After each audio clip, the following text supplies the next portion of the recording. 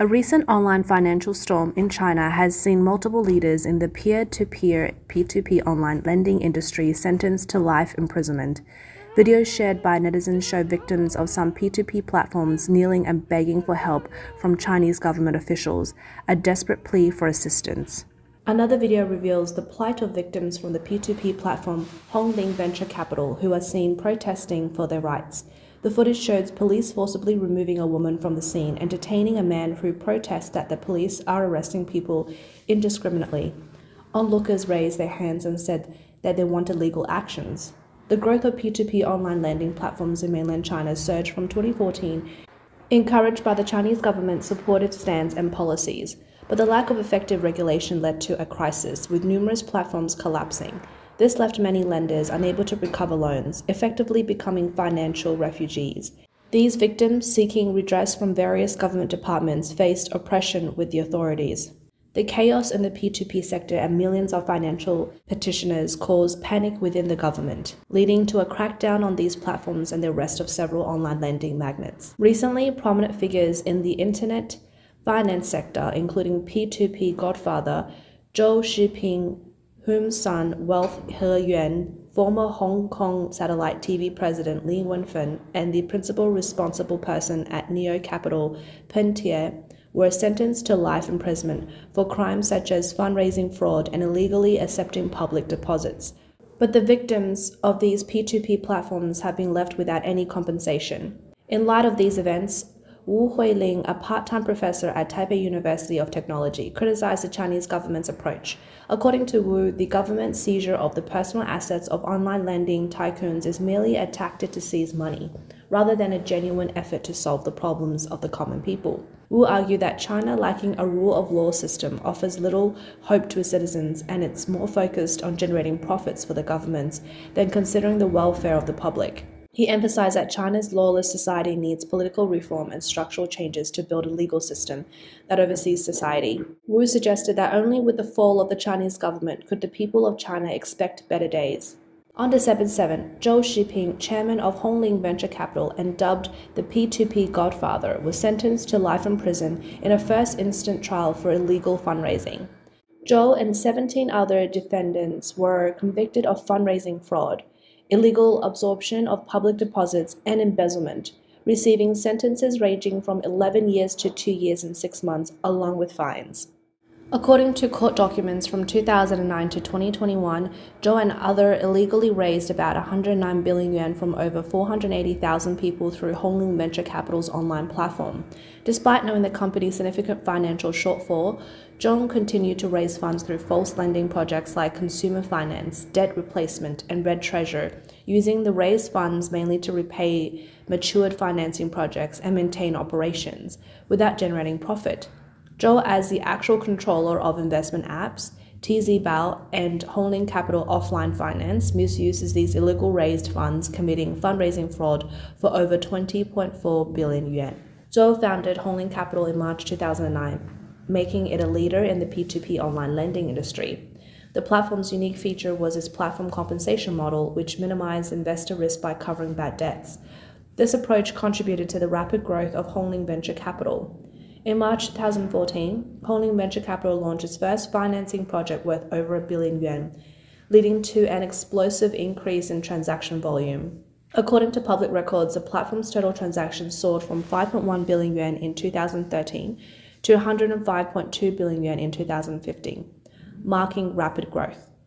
The official website of Hongling Venture Capital reveals that over its 14 years of operation, the platform successfully lent a total of 452.8 billion yuan, with a total of 12.34 million transactions and 2.74 million lenders. However, the platform faced increased default risk and bad debts following a crisis in 2015. Public data indicates that bad debts amounted to 500 million yuan by the end of 2015 and increased to 800 million yuan by 2017. In 2019, Zhou Xiping announced a 3-year withdrawal plan from Hongling Venture Capital. However, by June 2020, Zhou admitted in a media interview that the plan was unlikely to be completed on schedule. Official announcements from Hongling Venture Capital stated that as of September 2021, the platform had implemented 58 payment arrangements, yet there are remained over 15.6 billion yuan pending for payout, leaving tens of thousands of lenders unable to recover their funds. In September 2021, Hongling Venture Capital was formally investigated, with Zhou Xiping already subject to criminal coercive measures prior to this investigation. On the morning of November 14, 2023, the Shanghai No. 2 Intermediate Court pronounced a first instance judgment on He Yuan, the actual controller of Hu Sun Wealth, for fundraising fraud and illegal absorption of public deposits. He Yuan was sentenced to life imprisonment and fined 3.4 million yuan. The prosecution accused He Yuan of establishing multiple Hongshan series companies, including Hu Sun Wealth Shanghai Investment Management Co., Ltd., between 2014 and 2019, engaging in financing, investment, and lending businesses. The Big Red Treasure financial products sold by these companies had over 500 million yuan in principal unreturned, and the Small Red Treasure products had over 1.1 billion yuan in principal unreturned. The raised funds were mainly used for external lending, repayment of principal and interest, and covering company operational expenses. From December 2017 to October 2019, Hu Sun Wealth and other companies illegally raised over 3.6 billion yuan from more than 3,600 investors through the sales of factoring products. The funds were primarily used to repay the principal and interest of Big Red Treasure and factoring products and cover operational expenses. At the time of the investigation, there was still an outstanding principal of over 2.3 billion yuan unreturned. On November 29, the Shenzhen Intermediate Court issued a first instance judgment in the illegal fundraising case of Winsway. The founder and actual controller of Winsway Investment and two other limited companies in Shenzhen, Ling Weifen, was convicted of fundraising fraud and sentenced to life imprisonment, with all personal property confiscated. Additionally, 11 other defendants involved in the fundraising crimes were sentenced to prison terms ranging from 2 to 9 years, along with fines. According to the judgment, from November 2009 to July 2020, Ling Weifen and other established Winsway, Da Yuntong, and Win Dai companies. Through P2P online lending and private lending, they illegally raised 38.6 billion yuan from over 150,000 people. During this period, despite being aware of significant financial shortfalls in their companies, Ling and his associates continued illegal fundraising activities, primarily using the raised funds for debt repayment, interest payments, and paying broker commissions, defrauding over 11.8 billion yuan. Public records show that Ling Weifen, 55, born in Jieyang, Guangdong, has held positions as sector chief, deputy department head, and branch manager in various banks, including the Industrial and Commercial Bank of China, Export-Import Bank of China, and China Merchant Bank. He has also held significant roles such as vice chairman of the Shenzhen Entrepreneurs Association, Shenzhen Business Federation, and president of Shenzhen Golf Club. Ling Weifen was also the president of Hong Kong Satellite TV. Lin founded Linsway Investment Co., Ltd. in 2005 and established the Gong Xiying platform in 2013. On November 19, 2021, the Nanshan branch of Shenzhen Public Security Bureau reported that Winsway Investment and the Win Dai platform were under investigation for illegal public deposit absorption.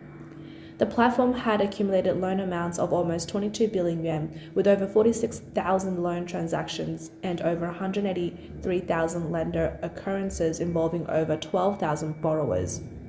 The report indicated that Ling Wenfen and others were subjected to criminal coercive measures on November 18, 2021. On November 3rd, the Guangdong Higher People Court made a final ruling in the illegal fundraising case of Neo Group, dismissing the appeal and upholding the original sentence. On July 14, the Shenzhen Intermediate People's Court convicted Pen Te of fundraising fraud and illegally absorbing public deposits, sentencing him to life imprisonment and confiscating all his personal property. The other 25 defendants involved in the fundraising crime were sentenced to fixed-term imprisonment ranging from 11 years to 2 years, along with fines. Following the first instance verdict, Pen Te and 11 other defendants appealed. According to court announcements between 2013 and 2021, others establishing the Xiaoniu Group, Pen Te and others through subsidiaries such as Xiaoniu Investment, Xiaoniu Online, and Xiaoniu Money Pot illegally absorbed public deposits of 102.6 billion yuan from 1.31 million people in the form of P2P online lending and private equity financial products, with 12.6 billion yuan unrepaid. During this period, Pen Tian, Pen Gang, and 4 others continued illegal fundraising activities despite knowing that the group's significant capital shortfall and high rate of bad debts. The funds raised were primarily used for principal and interest repayment and Pen Tian's personal use, amounting to a fundraising fraud of almost 9 billion yuan. Xiaoniu Online, a subsidiary of Xiaoniu Group, was once one of the largest P2P platforms in Guangdong. Public records show that since its launch in June 2013, Xiaoniu Online had a cumulative transaction volume of over 117 billion yuan and a total registered user count for approximately 6 million. Before 2017, Neo Group and Neo Capital were extremely popular in Shenzhen and established companies in 150 cities across China. The business also extended to international financial centers such as New York, London, Dubai, and Singapore. Even the NBA's Dallas Mavericks became a strategic partner of Neo Capital. In September 2017, products of Neo Online began to default. In 2020, Neo Capital officially collapsed. In January 2021, Pen Tian and 62 others were arrested. Their accounts were frozen, and shares in the involved companies totaling almost 100 million were frozen, along with over real estate properties being seized. Public records reveal that Pen Tian grew up in a rural area herding cattle and became a primary school principal at 17.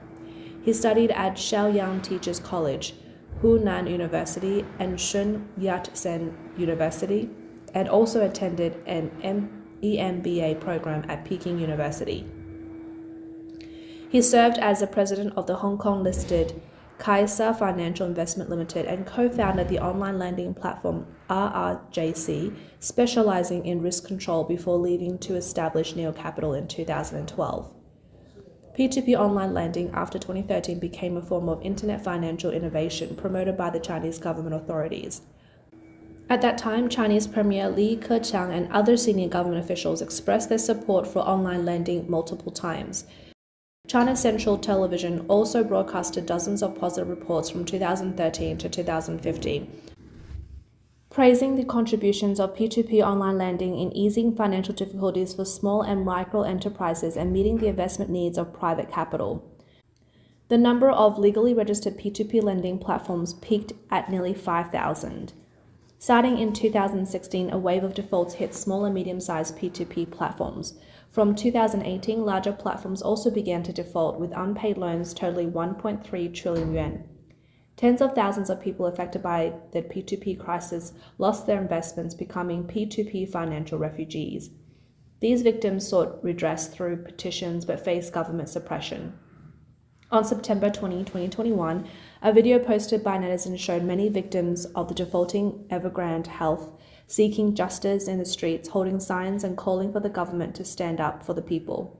Netizens commented that it was ironic for victims of Evergrande's default to ask the government to stand up for the people, as they never saw justice in the P2P financial crisis. They said that to get attention, the victims would need to unite and demand the overthrow of the Chinese government and the authoritarian regime. They believed the government would only take notice if pressured by large numbers.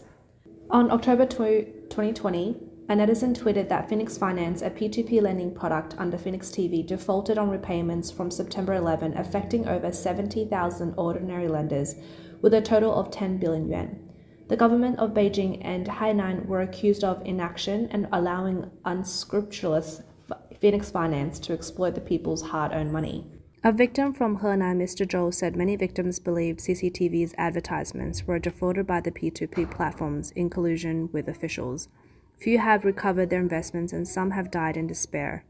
Another victim, Chen Chang, noted that these P2P platforms were once legal and heavily certified, with some even advertising on television and high-speed trains. However, when some platforms defaulted and absconded, cases were not filed, leaving people with no choice but to petition in Beijing. Chen Chang said, "Now my relative's husband is seeking a divorce, and she says she can't go on living sleeping only 4 hours a day. I comforted her for a long time. There's also a girl who said, in a few days it will be my mother's birthday and I plan to buy her a birthday gift to make her happy, but I haven't told her yet that I've invested her retirement money in a microfinance company.